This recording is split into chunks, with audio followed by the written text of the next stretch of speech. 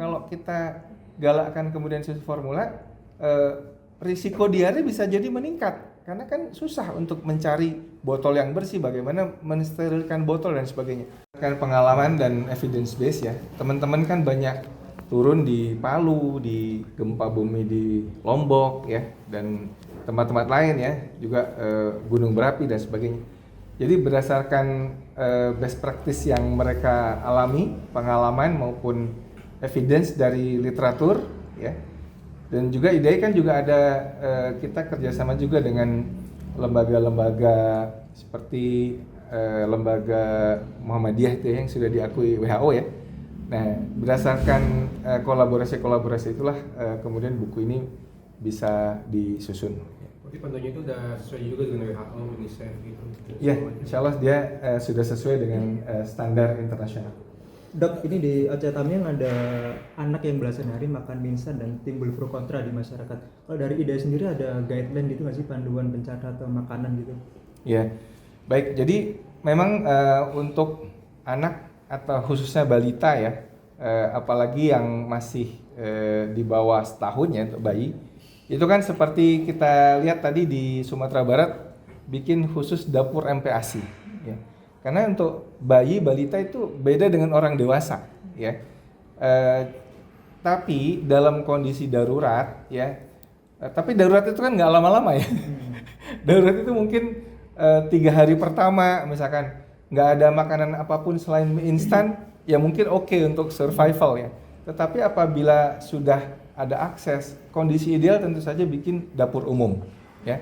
Kondisi ideal bikin dapur umum.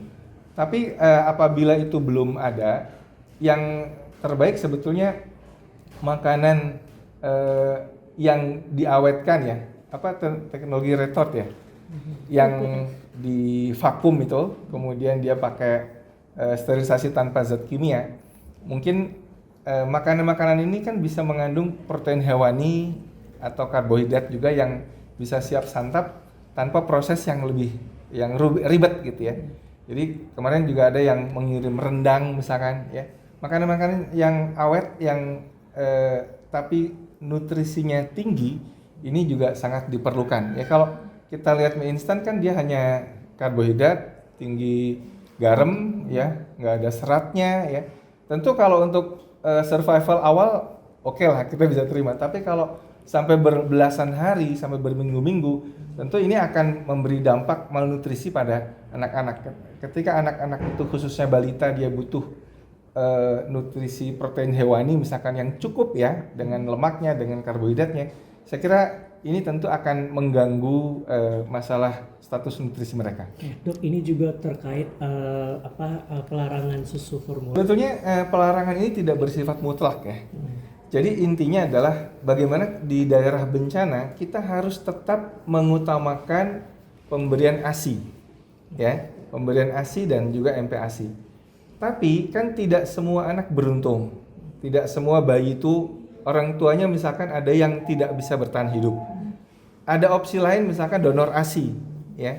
Tapi donor ASI juga mungkin dia tidak bisa, tidak semua bisa memperoleh itu. Nah, pada opsi-opsi inilah kemudian tenaga medis di situ bisa merekomendasikan susu formula. Bukan bahayanya ya. Risiko penggunaan susu formula adalah higiene di daerah bencana. Kita bisa bayangkan bagaimana mencuci botolnya, bagaimana merebus airnya dan seterusnya. Ini yang mungkin jadi problem baru kalau kita galakkan kemudian susu formula, risiko diare bisa jadi meningkat. Karena kan susah untuk mencari botol yang bersih, bagaimana mensterilkan botol dan sebagainya. Oleh karena itu opsi pertama yang harus kita lakukan adalah memang menggalakkan atau meneruskan pemberian ASI khususnya bagi bayi-bayi ya di masyarakat. Dan juga tadi ada dapur MPASI. Ini saya kira bisa menginspirasi di daerah-daerah bencana, anak-anak itu aspek nutrisinya maupun perlindungannya, juga desain bagaimana mereka menginap dan sebagainya, ini juga harus ditata sedemikian rupa supaya mereka juga tidak menjadi korban bullying ya, bullying dari orang-orang yang berniat tidak baik di sekitarnya. Dok, ini Kalau kan tempat bencana ini dari tim IDAI yang turun itu sudah terdata anak-anak nih paling banyak terjangkit penyakit apa, kemudian tidak lanjut seperti apa karena masih banyak keterbatasan sampai hari ini. Ya, tadi kan sudah disampaikan juga oleh teman-teman di lapangan ya, bagaimana penyakit ISPA ya, infeksi saluran pernafasan akut, kemudian penyakit kulit ya, diare itu menjadi 3 penyakit besar yang memang di mana-mana di daerah pengungsian ini penyakitnya seperti ini ya. Tapi ada juga beberapa laporan kasus-kasus penyakit kronik yang memang butuh rujukan segera. Nah ini teman-teman di lapangan kalau menemukan penyakit kronik yang harus segera dirujuk ke rumah sakit, nah ini mungkin butuh transportasi rujukan. Ya. Jadi saya kira butuh kolaborasi semua pihak dan saya kira memang semua pihak juga sudah terlibat ya. Tadi Dr. Rizky dari Sumatera Utara juga menyampaikan bagaimana peran TNI ya membuat mereka bisa sampai ke daerah-daerah yang tidak tersentuh dengan bantuan helikopter dan sebagainya. Jadi tadi penyakit-penyakit rutin ya di daerah bencana seperti itu, tapi di IDAI teman-teman kita juga dibekali bagaimana misalkan sarana untuk resusitasi pada kegawatan, dan juga yang lebih penting lagi bagaimana memikirkan pola rujukan ke layanan kesehatan yang lebih tinggi. Dok, dari 1.000 korban yang meninggal itu IDAI sudah dapat tidak spesifik korban anak itu ada berapa ratus gitu dok? Yang meninggal? Iya. Belum. Oh ya, penanganan khusus buat memperbaiki mental dari anak-anak tuh ada nggak di situ Di buku ini? Di buku ini. Bukan Iya. di penanganan IDA yang di Iya. lokasi bencana. Jadi teman-teman dengan segala kreativitasnya, biasanya kan dokter anak kreatif ya, karena biasa bergaul sama anak-anak. Ya banyak sekali ide-ide teman-teman ya, ngajak main anak ya, bikin burung-burungan dari kertas, kemudian dia bawa topi Spiderman dan sebagainya. Jadi ide-ide seperti ini saya kira bisa dikembangkan ya. Yang penting anak-anak itu kan memang akan ada trauma ya, trauma bencana. Tapi juga memang sangat tergantung bagaimana kondisi prabencana ya, pada anak-anak yang kematangan psikologisnya dia cukup matang, tentu recovery-nya akan cepat. Beda dengan anak yang memang tidak matang secara psikologis, ini tentu akan mendapatkan trauma yang lebih mendalam.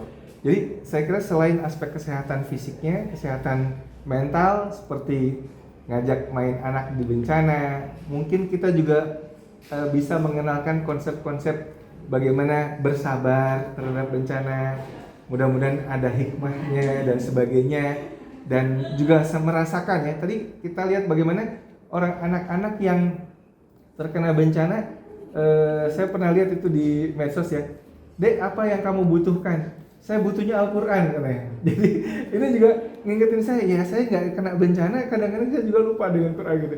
Tapi ada ini bukannya mainan yang dia mau, tapi dia minta dikirim Quran. Ini kan menunjukkan kematangan anak ya, berbeda-beda gitu kira-kira. Nah kami tentu saja sebagai dokter anak ini tetap mensupport ya, diantaranya memberikan mainan ya. Kita ada divisi atau UKK tumbuh kembang pediatri sosial. Di situ juga teman-teman sudah merancang seperti apa. Dan di buku ini sudah juga untuk masalah tadi. Dok, tadi sempat disinggung oleh trauma. Nah, traumanya anak-anak di sana tuh modelnya seperti apa? Kayak takut air hujan atau gitu. bengong atau gimana Dok? Ya, tentu berbeda-beda. Tadi sesuai dengan daya tahan mereka ya. Ada yang menyendiri saja, kemudian dia jadi nggak mau makan, nggak mau. Download Tribun X sekarang, menghadirkan lokal menjadi Indonesia.